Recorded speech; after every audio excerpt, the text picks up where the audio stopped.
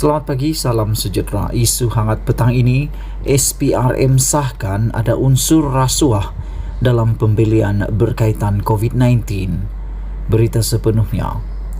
SPRM sahkan ada unsur rasuah dalam pembelian berkaitan COVID-19. Suruhanjaya Pencegahan Rasuah Malaysia SPRM mengesan beberapa pembelian untuk sektor perkhidmatan kesihatan negara ini ketika pandemik COVID-19 melanda terpalit dengan rasuah.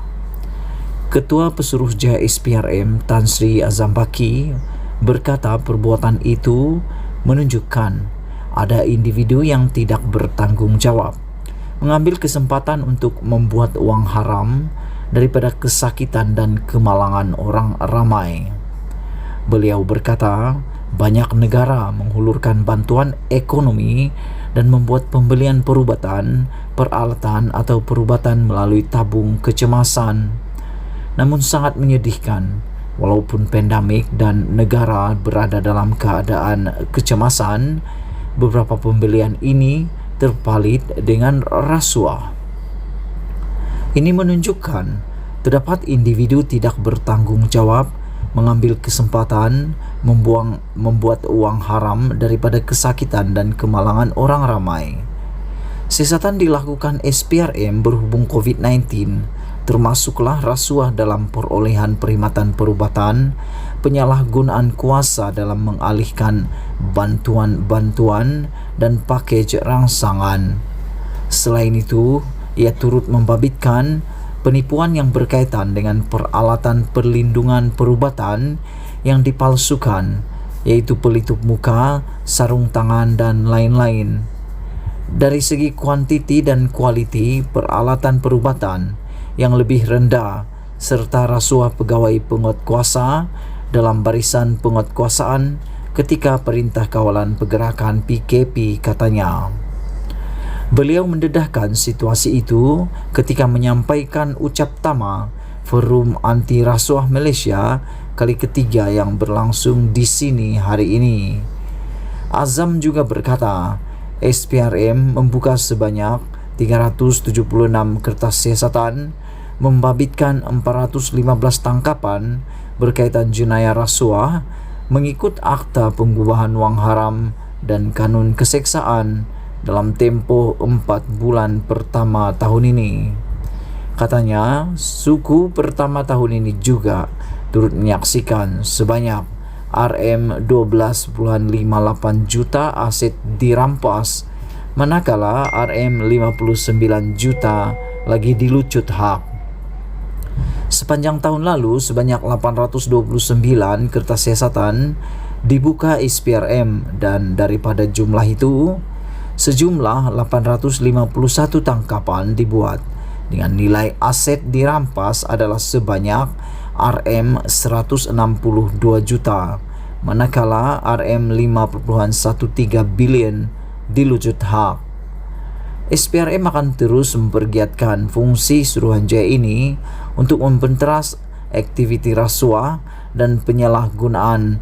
Malah kita mencari pelbagai cara untuk memerangi rasuah yang kini semakin rumit kerana tipologi dan modus operandi dipertingkatkan.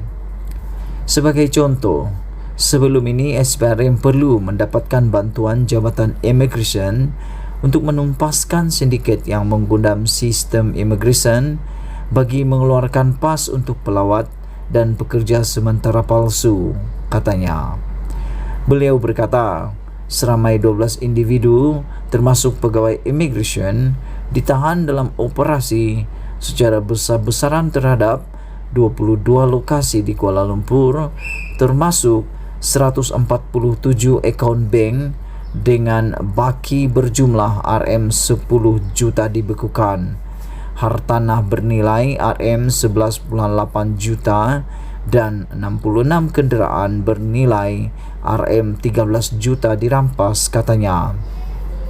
Azam mendedahkan kegiatan rasuah itu sudah berlarutan sejak 5 tahun lalu sehingga menyebabkan kerajaan kehilangan kutipan hasil yang maksimum. Sekian isu hangat petang ini. Jangan lupa tinggalkan komen Anda, tekan butang subscribe dan kita jumpa lagi. Selamat pagi, Bye-bye. salam sejahtera. Berita paling menggemparkan Malaysia, Najib kalah lagi. Najib dan peguam gagal halang Sri Ram jadi pendakwa dalam kes 1MDB. Berita sepenuhnya. Mahkamah Persekutuan menolak permohonan rayuan bekas Perdana Menteri Najib Razak dan peguamnya Sapi Abdullah bagi menghalang Gopal Sri Ram daripada menjadi pendakwa dalam berkaitan kes 1MDB. Sebelum ini, cabaran undang-undang Najib dan Safi yang mendakwa pelantikan Sri Ram membabitkan konflik kepentingan ditolak kedua-dua Mahkamah Tinggi dan Mahkamah Rayuan. Kedua-dua mahkamah itu kemudian memutuskan bahawa Sri Ram lebih layak untuk mendakwa dalam kes berkaitan 1MDB. Sekian isu hangat pagi ini. Jangan lupa tinggalkan komen Anda, sila tekan butang subscribe dan kita jumpa lagi. Bye-bye. Selamat petang, salam sejahtera. Isu hangat petang ini, pengacara popular dedah. Cerita sebenar isu Najib kahwin lagi. Berita sepenuhnya. Pengacara popular dedah cerita sebenar isu Najib kahwin lagi. Kecoh gambar Najib bersama wanita di media sosial sejak 2 hari ini. Tidak siapapun boleh sahkan kebenaran dakwaan yang mengatakan wanita itu adalah isteri baru Najib. Namun, lain pula bagi pengacara Isya Toh melihat perkongsian daripada seorang selebriti dan juga pengacara wanita. Isya Toh, dia mendakwa sudah lama mengetahui perkara ini. Dia juga yakin dan mengesahkan gambar yang tersebar itu adalah benar dan bukannya edit seperti yang dikatakan orang lain. Isya turut mengakui bahawa Najib memang sudah disatukan dengan wanita terbabit. Dah lama pun benda halal, bukan girlfriend, bukan skandal. Depa punya viral macam Datuk Seri Najib seorang je ahli parlimen kahwin lebih, tulisnya. Gambar yang dikongsikan seorang pengguna Twitter itu turut mendakwa wanita terbabit adalah isteri kedua Najib. Sekian isu hangat petang ini. Jangan lupa tinggalkan komen Anda, sila tekan butang subscribe. Kita jumpa lagi. Bye-bye.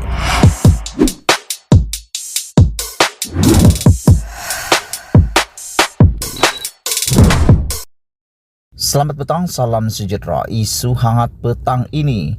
Kacau isteri, Kaprais minta individu bernama Najib mohon maaf dalam 24 jam. Berita sepenuhnya. Penyanyi rap Kaprais memberi amaran kepada seorang lelaki yang didakwa mengganggu istrinya Farah Inalis. Menerusi hantaran di Instagram miliknya, Kaprais menunjukkan mesej yang dihantar individu tersebut di aplikasi WhatsApp dikirimkan kepada istrinya pada pukul 11 malam. Berang dengan tindakan lelaki itu, Kaprais memberi tempoh 24 jam kepada individu dikenali sebagai Najib untuk membuat permohonan maaf sebelum tindakan lanjut diambil. Pertama sekali, Malaysia. Saya tak kisah jika anda mahu membenci saya. Maksudnya bencikan saya. Tetapi apabila anda mula kacau isteri saya atau anak saya atau menghubungi isteri saya pada malam hari atau WhatsApp isteri saya, itu tandanya anda telah melampaui batas antara kehidupan peribadi saya, katanya. Sementara itu, Kaprais berkata dia terpaksa mengambil tindakan kerana bimbangkan keselamatan isteri dan anaknya. Apatah lagi individu terus menghantar mesej meskipun sudah diberi amaran. Kenapa? Sebab kita akan mula fikir tentang keselamatan isteri dan anak saya. Jadi awak mempunyai masa selama 24 jam untuk cari saya dan minta maaf depan-depan. Kali pertama awak teks isteri saya fikir, okey, Mamat ni mungkin gila. Jadi kami biarkan dia beri amaran dengan harapan tidak kacau isteri saya lagi. Tetapi hari ini semalam dia teks istri saya, "Guys, jangan main gila terutamanya tentang keluarga saya," katanya. Keprai selamat mendirikan rumah tangga dengan Farah Inalis Husni yang merupakan seorang ibu tunggal anak satu pada 15 November tahun lalu. Malaysia Gazette. Sekian isu hangat petang ini. Jangan lupa tinggalkan komen anda. Sila tekan butang subscribe dan kita jumpa lagi. Bye-bye. Selamat petang, salam sejahtera. Isu hangat petang ini, pengacara popular dedah. Cerita sebenar isu Najib kahwin lagi. Berita sepenuhnya. Pengacara popular dedah cerita sebenar isu Najib kahwin lagi. Kecoh gambar Najib bersama wanita di media sosial sejak 2 hari ini. Tidak siapapun boleh sahkan kebenaran dakwaan yang mengatakan wanita itu adalah isteri baru Najib. Namun, lain pula bagi pengacara Isya Toh melihat perkongsian daripada seorang selebriti dan juga pengacara wanita. Isya Toh, dia mendakwa sudah lama mengetahui perkara ini. Dia juga yakin dan mengesahkan gambar yang tersebar itu adalah benar dan bukannya edit seperti yang dikatakan orang lain. Isya turut mengakui bahawa Najib memang sudah disatukan dengan wanita terbabit. Dah lama pun benda halal, bukan girlfriend, bukan skandal. Depa punya viral macam Datuk Seri Najib seorang je ahli parlimen kahwin lebih, tulisnya. Gambar yang dikongsikan seorang pengguna Twitter itu turut mendakwa wanita terbabit adalah isteri kedua Najib. Sekian isu hangat petang ini. Jangan lupa tinggalkan komen anda. Sila tekan butang subscribe. Kita jumpa lagi. Bye-bye.